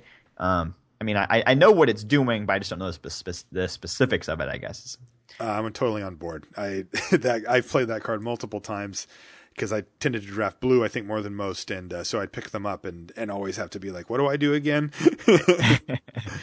What was the best feeling in the format? What sequence of plays? The sequence was tap 5 mana, resolve Cone of Flame. I've never felt better. I've never felt better in my whole life than just 3 for 1-ing the living hell out of somebody. All right, I said tapping down or tapping out to play Triplicate Spirits with Devouring Light in hand. Oh yeah, I did that one time. I got that one time. And I was like, wow, this is a thing? That is ridiculous. Yeah, that feels unfair, right? It's like it felt unfair. Yeah, I did something really powerful, and you think you're going to punish me this one turn, and it turns out you were not. Yes. No, that's a great pick. Yeah, that was because the thing is, I figured that out. I hadn't thought about it before. So then it was like, oh my God, like I can actually, because I thought, well, I'll take a hit here. Right. Mm-hmm. Like he's got a Primodox, so I'll take a 4. Yeah, nope. It's just, don't even need to. It's just the elegance, right? It's the 3 creatures, the 3 mana. It just all adds up nicely. Yeah. What was your? Go ahead. What was your best story in the format? Oh, I love this story. It involves Master of Predicaments. I've told it on the show, but I'll tell it again. Where I attack, Garth Avery, who works down at Wizards, and he's actually the other half of. So him and I co-produce the Drafting with Limited Information videos, where he's the one that does the video editing work for it, and helps me come up with ideas and stuff too, and so anyway, and we were doing just a draft down there for fun or whatever, and I attack with him and he hits, and I pick Stormtide Leviathan and just stare at him like, what are you going to do? And he's like, it costs, and then whatever, I have to read it just like you do, but he picked wrong and I got a free Stormtide Leviathan and just slammed it into play. And he's playing green-red. He has stone, 0 answers for it, and none of his things can attack block anymore. And I was behind. I mean, at the time he had what's it called? The Kurd Chieftain. Ugh. And he either had, it was either 2 Kurd Chieftains or 1 Kurd Chieftain and 1 Ancient Silverback. But I was up against the monkey, the Planet of the Apes, and I just flooded them all out. Oh, that was so great. I have not let him forget it either. That's why you always guess that it's expensive, right? Like he learned that lesson that day, but one of his teammates yelled at him, but I was like, this is the best. I'm never going to let you forget this. And I've got to tell the story like on the show multiple times. All right. So mine was from the Grand Prix. I played Satyr Wayfinder on turn 2, and I hit a land and 3 creatures. I was like, okay, that's a good start.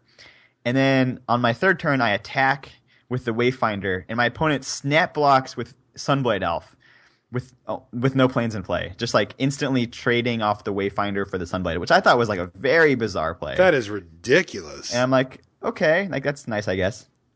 Then then I play Typhoid Rats, and my opponent plays Netcaster Spider. And so on my 4th turn, I attack the Typhoid Rat in thinking like, well, there's no way he's going to block this one. And he snap blocks the Netcaster Spider on the rat. I'm like, wow, this person is like really concerned about their life total. Like that is another very bizarre trade. And then I played Undergrowth Scavenger, and it was a 7/7, and my opponent was like, oh god, my opponent just got a turn 4 7/7. It's like, yeah, because of what you did. Like, we built this together. I know. It's like, if that's a bad beat, like you just don't understand how this works. But I was like, that was like really just a bizarre sequence of things to go down. But it was like, that's fantastic. I mean, that's as fast as you can grow that thing. That was great. What's your let's flip the coin here. What's your baddest beat story? Yeah, I mean, the one that I was saltiest about for sure was whiffing on Satyr Wayfinder to not make day 2 of Grand Prix Portland. Like, that was brutal. I mean, we relived that in gory detail, but just watching that game, having like, a friend watching over my shoulder, just like, did I do it wrong? Like, did I make a mistake there? It's like, nah. I mean, you have to play for the land in that situation, and it's like a 90% shot, and you miss. Like, ugh. I remember you actually texted that to me while I was there, and I missed with Wayfinder, in this critical point. I'm just like, no way. Like, that is bad luck. Yeah. Mine was, I went over the sequence with you off the air, just to double check my work. I felt pretty confident, but I wanted to make sure that we were on the same page. But I had a chance to 3-for-1-ish my opponent with a Festergloom. I had brought it in on the sideboard, and my opponent had gone turn 1 Selfless Cathar, turn 2 didn't do anything, and then like over the next 2 turns he played a Welcome Turn and Raise the Alarm. And so I could have just killed all of those things on turn 3, but instead I decided to play a belligerent sliver, because it locked down the ground pretty well and made it so that my opponent really couldn't attack me on the ground in a reasonable way, and I would take a couple of damage from the Welcome Turn. And I also had a 4-drop lined up as well. And so I thought, well, okay, this will work out well for me. And maybe my opponent even plays like Triplicate Spirits or does something crazy, right? So I did that. I took the 2, and then on the 4th turn, I played my 4-drop and passed the turn back, took another couple of damage, and then I fired off the Festergloom and wiped away. And I have to make one correction. It wasn't a Selfless Cathar. It was the Gain Life guy, Soul Mender. Mm-hmm. But anyway, and I finally fired it off and wiped his board. Left myself with the 2 creatures, and he had played a Juggernaut or something, which was still in there.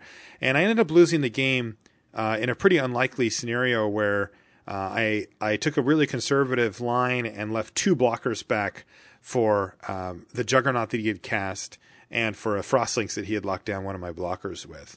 And he ended up having Into the Void and bouncing both of my guys and hitting me for exactly 7 when I had 3 creatures on the battlefield, at the time, and also had a Flesh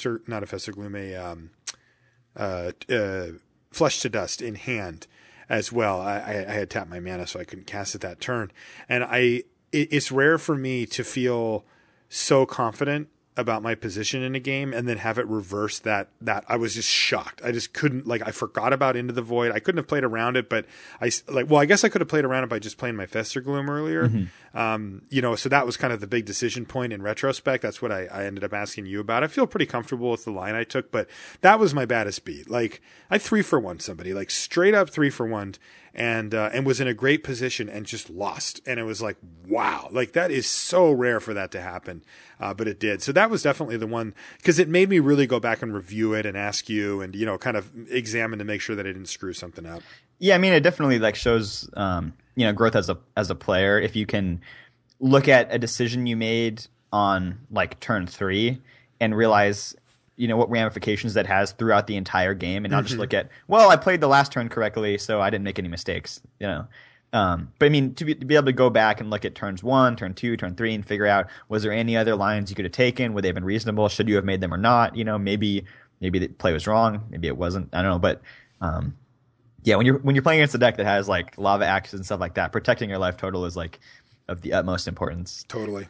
But on the other hand, it's like, it's super tempting to try to get the even bigger blowout. Yeah, it is. Or even just develop your board, right? I mean, it's like I wasn't just giving up that much. That was the interesting part about that game. It was a really interesting game. I wish I was at 8 instead of 7, because then I think I can't lose, but instead I did. Man, that was a shocker. All right, so we're kind of winding down here, and it's time to take a look at a little bit bigger of a picture on the format. So the first thing that we want to address here is, what did this format teach you? How did the format make you better at Limited? What are your takeaways?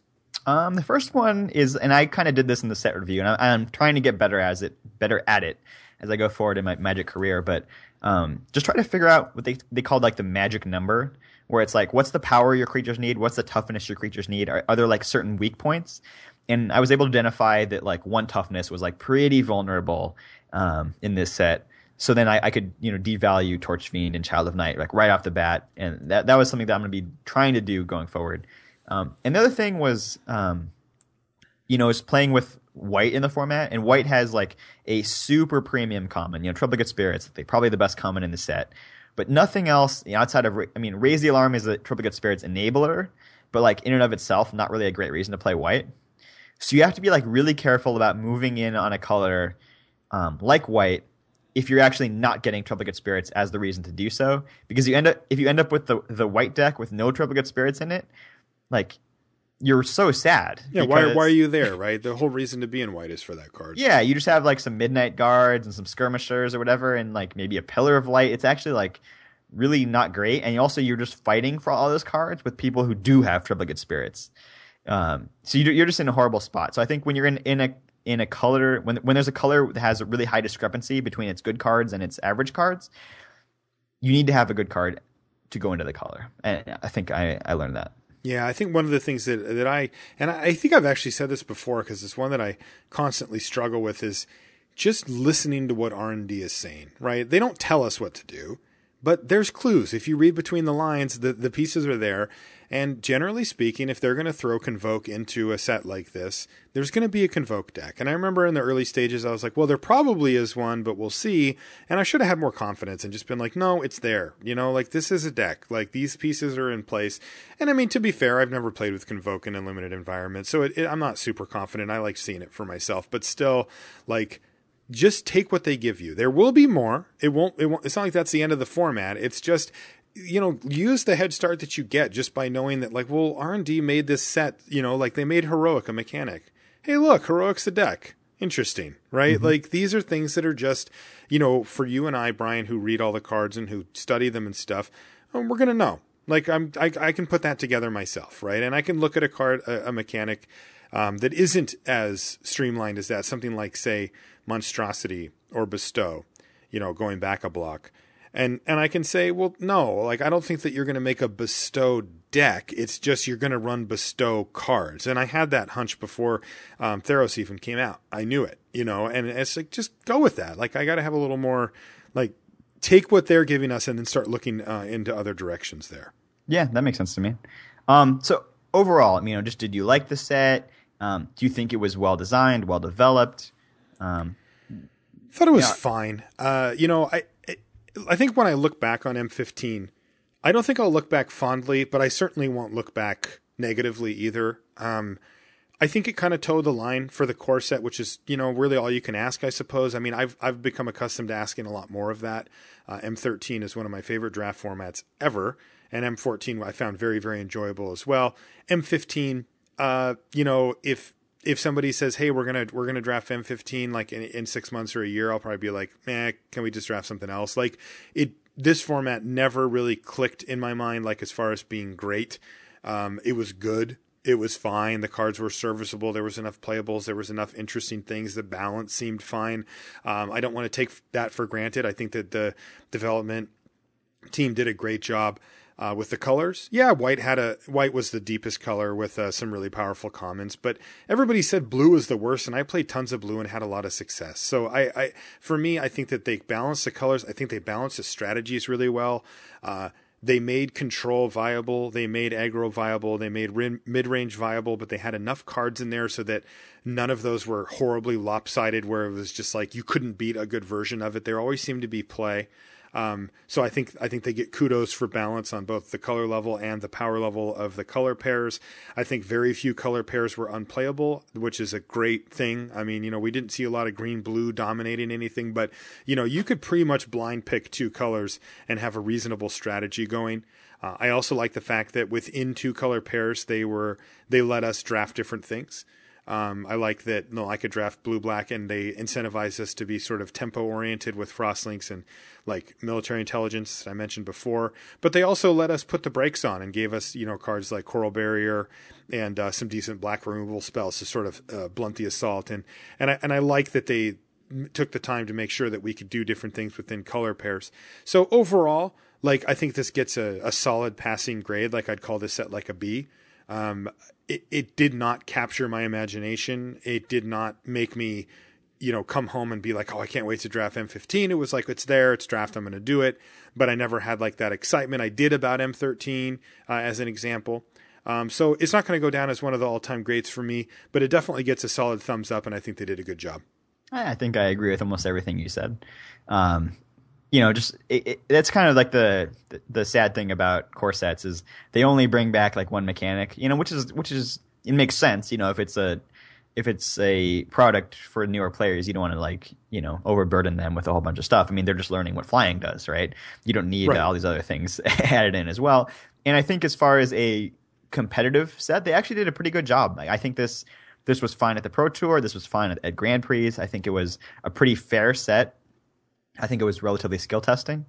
And I really liked that you could draft the color pairs and follow the theme, right? You could draft blue-red artifacts, you could draft green-black graveyard, you could draft white-green convoke, or you could draft those colors without doing those things and still have a reasonable deck. So I didn't feel like I was having the strategy forced down my throat. I could do it my way if I wanted to. Yeah, I like that too.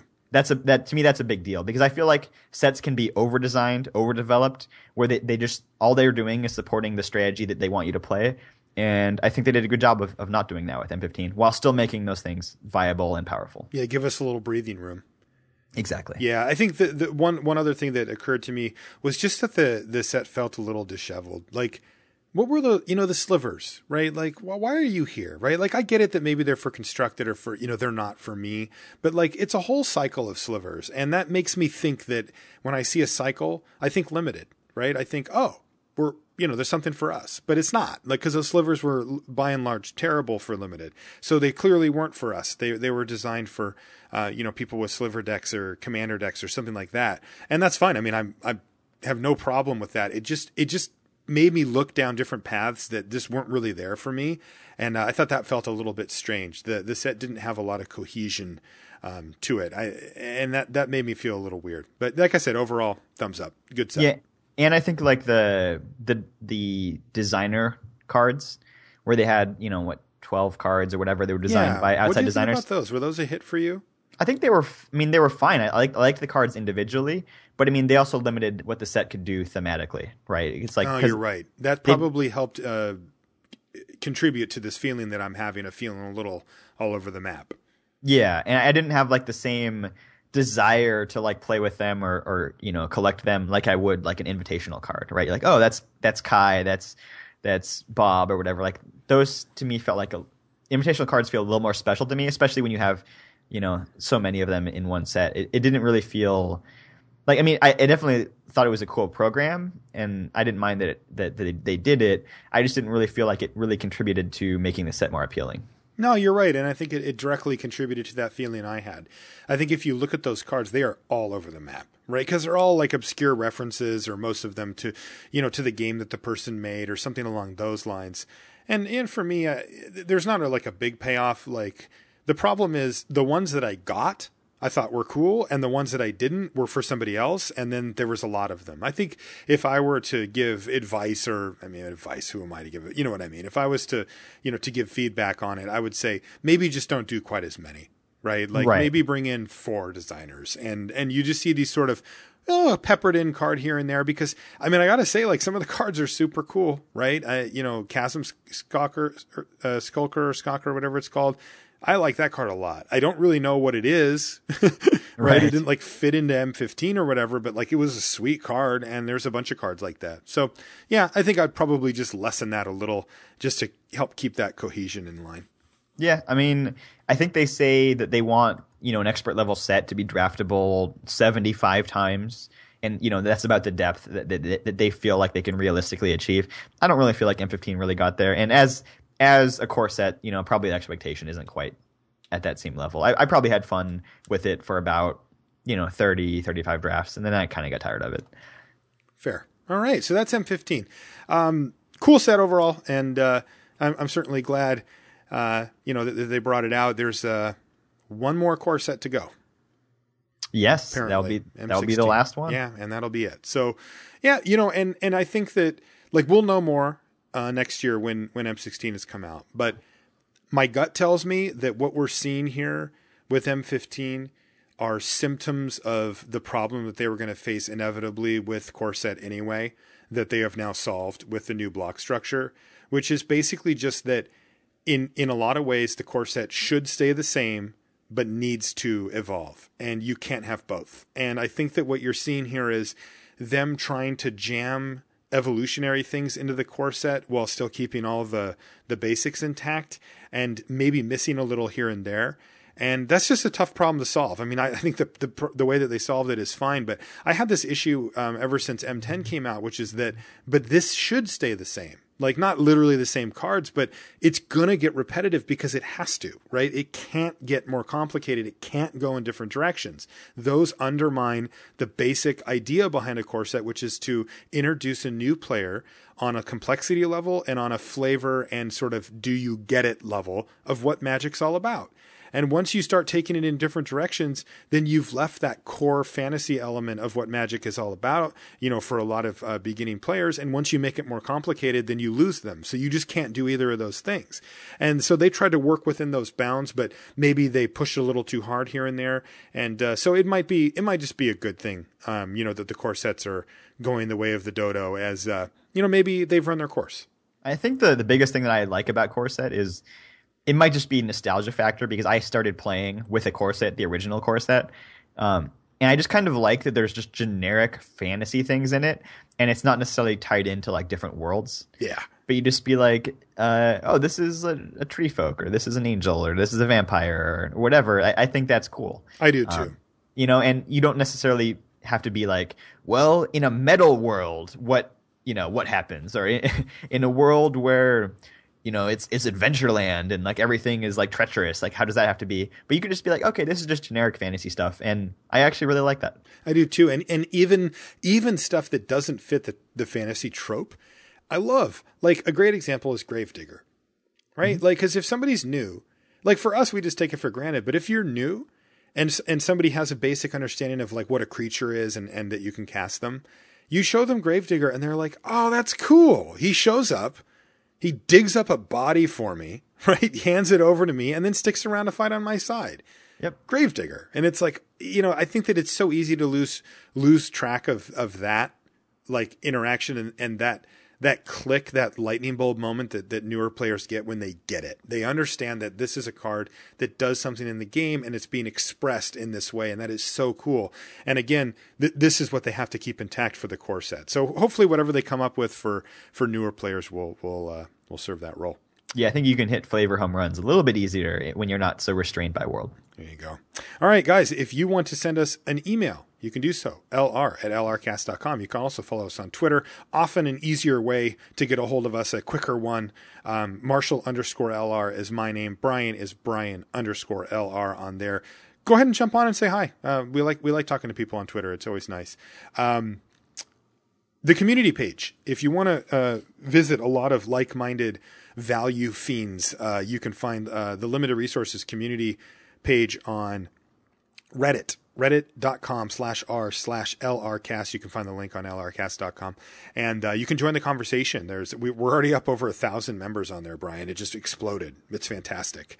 And there's a lot of good conversations, drafts being posted, people being challenged, discussions about different things that you and I put out, Brian, from draft videos to the podcast, all that kind of stuff. So really happy to see that happening. And we've got one of the mods, Crasha. He or she, I'm assuming it's a he, but it might be a she, has been making some really nice upgrades to the place as well. Just sort of cleaning up the look of it and changing the way that the site acts. And I think that's great. And thank you to Crasha for that as well. And everybody who helps mod over there too. The main thing I want to say about the subreddit is that I frequently go into a thread and I want to be like, okay, here's what I'm going to say. And then I realize that somebody else has already said it. I'm like, oh, well, my work here is done. Yes. That's funny. If people are getting the help that they need, then whether or not it's me is irrelevant. People are doing a great job. Yeah. The moderators really quick are Crasha, like I mentioned, Asturiel, Orion W, Zvazda, and pretty sweet name, a Johnny Vengeant. and I'm going to make you a moderator too, Brian, just so that you have that you don't need to actually do stuff, but I just want you on that list. I will have no idea how that even works. Yeah, I don't know. You don't have to, there's no actual responsibility. It's just the ability to, like, if somebody makes you mad, you can mute them. I don't even know how it works either. But anyway, but please do check that out. It is a relatively new thing, but one that has been a quick success and is super cool. For all things limited resources, of course, lrcast.com is where you want to go. Guys, thanks for hanging out. Next week, Judge Show Bono and the Rules Show for Cons of Tarkir. We'll see you then. So Marshall does a 30-minute draft recap and everyone loses their minds. Well, I'm going to recap last night's draft in way less time. Let's do this. 12 team, redraft, snake draft, PPR, 2 backs, 3 wide, 1 flex. I'm picking third, eyeing Megatron. He goes first. Charles, second pick. I take Shady. Round 2, Antonio Brown over Alshon Jeffrey. Love the target rate in PPR. Round 3, Spiller, maybe a reach. Season maker or breaker. Pierre Garcon, Kendall Wright. Wideout depth is a must in this league. Reggie Bush. Did you know he had 1,500 yards from scrimmage last year? PPR stud. RG3 is my QB. Gonna need a solid backup. He's made of paper mache. Kaepernick it is. Gotta look at his stupid face all season. Ruben Randall, Ingram, always build depth. Jordan Reed got sniped, so Martellus Bennett completes my tight end free fall. Too scared to make Ladarius Green my starter. Tavon Austin, Kenny Stills, who breaks out in year 2. Pick up Poke from the dog pound to handcuff with Shady. Houston D, Clowney plus Watt equals terror. Kicker, Nate Freese, unproven, but good offense in a dome. And that's the roster of your 2014 North American scum. Wish me luck. Your team's called North American Scum? Yeah.